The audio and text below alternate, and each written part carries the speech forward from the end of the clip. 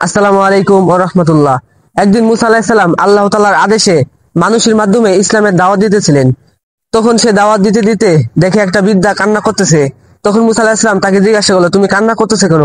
তখন সেই বৃদ্ধাটি বলল, আমার সন্তান মারা গেছে, এই জন্য আমি কান্না করতেছি। সে ছিল আমার একমাত্র সন্তান।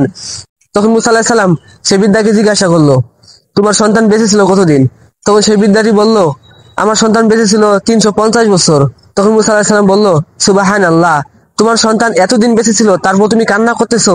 ভবিষ্যতে এমন একজন নবী আসবে যার উম্মতরা বেঁচে থাকবে 50 থেকে 60 বছর। তখন সেই বিদ্যার্থী অবাক হয়ে গেল, অবাক হয়ে বলল মুসা আলাহিসাল্লামকে, তাহলে তারা জান্নাত অর্জন এত কম বয়সে কিভাবে করবে? তখন মুসা আলাহিসাল্লাম বলল, আল্লাহ তাআলা বরকতময় এক রাত রেখেছে, যে রাতে ইবাদত করলে 1000 বছরের সওয়াব পাওয়া যায়। তখন বিদ্যার্থী অবাক হয়ে বলল, সে রাতটি কোনটি?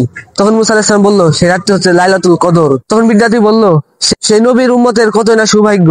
তখন মুসা আলাহিসাল্লাম বলল, হে মানুষ, তোমরা এই নিয়ামতের কদর করো, কারণ এটা শুধু রহমতের নবীর উম্মত হওয়ার কারণেই তোমরা পেয়েছো। আল্লাহ তাআলা আমাদেরকে খাঁটি আমল করার তৌফিক দান করুক, নেক আমল করার তৌফিক দান করুক, আমিন। ওমা তৌফিক ইল্লা বিল্লাহ। আসসালামু আলাইকুম ওয়া রাহমাতুল্লাহ।